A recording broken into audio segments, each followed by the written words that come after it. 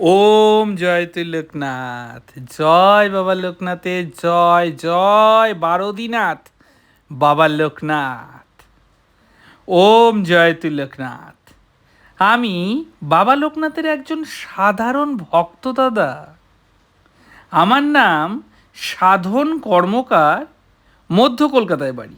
আচ্ছা, আমার মতো একজন অতি সাধারণ ভক্তের ওপরেও আমার বাবা লোকনাথের যে সীমাহীন কৃপা, তা বিশ্বাসেরও অতীত, কল্পনারও বাইরে।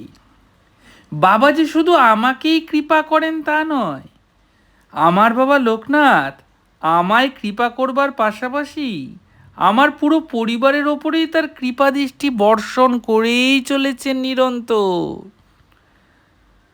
আজ তেমনই একটি ঘটনার উল্লেখ আমি করব।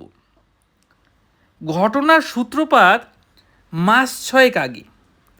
আমার তখন ব্যবসা রমরমা, ফলের হোলসেল। আচ্ছা, ফলের হোলসেল করি আমি, তাই বিশেষ বিশেষ মরশুমে ব্যবসার চাপ খুব থাকে।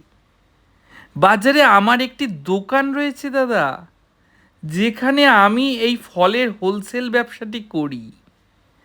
দোকান থেকে বাড়ি আমার মিনিট 10-এর হাঁটা পথ। বিশেষ কোনো ব্যস্ততা না থাকলে আমি হেঁটেই বাড়ি দোকান করি। আমার একটি 12 বছরের মেয়ে রয়েছে, মিষ্টি। মাঝে মাঝে ওর মার পাঠানো এটা ওটা জিনিস ও আমায় দোকানে দিয়ে যায়। আবার কখনো আমিও ওর মাকে ফোন করে ওকে দোকানে পাঠাতে বলি। তারপর ও এলে আমি বাড়ির জন্য এটা ওটা দেই। বাজারে বেশিরভাগ দোকানদারই আমার পরিচিত হওয়ার সুবাদে সকলেই আমাদের মিষ্টিকে চেনে, স্নেহ করে। কিন্তু মোড়ের মাথায় একটি পানের হোলসেল দোকান রয়েছে, যার মালিক প্রবীরদা। তার স্বভাব খুব একটা ভালো নয়, বিশেষ করে মহিলাদের প্রতি। আচ্ছা, তার অতিরিক্ত সদর্থক আচরণ খুব চোখে লাগে। সেদিন বাড়ি ফেরবার সময় প্রবীরদা মিষ্টিকে বলে, কি মামনি, কোথায় গিয়েছিলে? বাবার দোকানে। আমি কিন্তু দূর থেকে সবটা দেখছিলাম, শুনতেও পেয়েছিলাম। পরে বাড়িতে ফিরে ওকে জিজ্ঞেস করি, হ্যাঁ রে মা, প্রবীরদা তোকে আর কি বলছিল? এরপর থেকে ডাকলে উত্তর দেওয়ার কোনো প্রয়োজন নেই, কেমন? ওর মা পরে ব্যাপারটি জানতে চাইলে ওর মাকে বলি, প্রবীরদা মানুষটা বেশ ভালো নয়। মহিলা ঘটিত একাধিক ব্যাপারে ওর নাম জড়িয়েছে এর আগে। মেয়েদের একটু অন্য নজরে দেখে, তাই বলেছি মিষ্টিকে ওর সাথে কথা না বলতে। তো যাই হোক, এরপর একদিন মিষ্টিকে ফোন করে দোকানে আনিয়েছিলাম। ও এলে বাড়ির কিছু জিনিস ওকে কি ও এলে বাড়ির কিছু জিনিস কিনে রেখেছিলাম। আচ্ছা, ওর হাত দিয়ে সেগুলো বাড়িতে পাঠাই আমি। ওকে যখন বাড়ি পাঠাই তখন সময় কত হবে, এই দুপুর 12:30 প্রায়। এরপর আমি ব্যবসাতে ব্যস্ত হয়ে পড়ি, ভাবি ও বাড়িতেই চলে গেছে। কিন্তু বিকেল 3টে নাগাদ মিষ্টির মা ফোন করে বলে, মিষ্টিকে পাঠাও, কখন খাবে, বিকেলে ওর টিউশন আছে। আমি তো শুনে অবাক, কি বলছো? মিষ্টি তো অনেকক্ষণ আগেই বাড়ি চলে গেছে, সেই দুপুরবেলাতে। ওর মা বলছে, না, এখনও তো বাড়িতে আসেনি। আতঙ্কে ভয়ে শিউরে উঠি আমি। মনে মনে বাবা লোকনাথকে স্মরণ করি, বাবা তুমি মিষ্টিকে রক্ষা করো।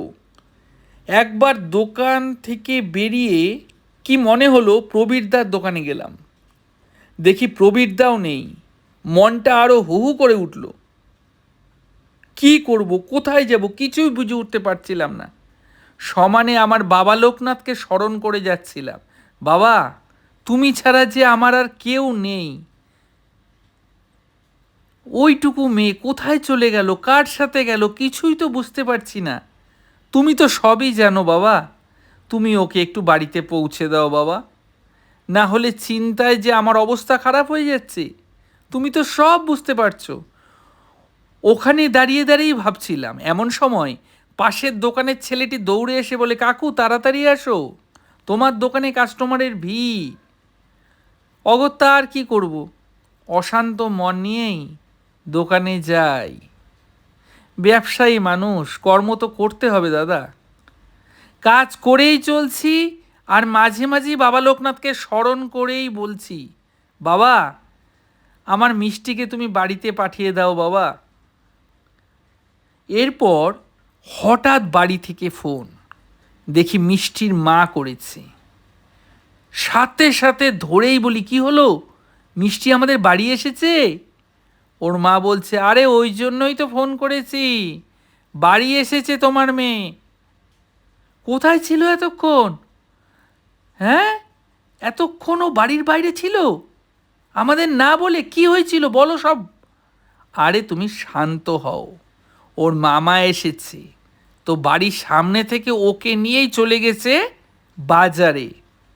আসলে ওই জেদ করেছে মামা শপিং করব, তাই ওরা শপিং সেরে এই এখন বাড়িতে ঢুকেছে। আমি শুনছি আর মনে বাবা লোকনাথকে অন্তর থেকে ধন্যবাদ দিচ্ছি। জয় বাবা লোকনাথের জয়। বাবা তুমি আমার কথা শুনে ওকে বাড়িতেই পৌঁছে দিলে বাবা, তুমি এত দয়াল বাবা। ওম জয় তু লোকনাথ, জয় বাবা লোকনাথের জয়। দাদা ভাই আপনাকেও প্রণাম। হ্যাঁ, নমস্কার।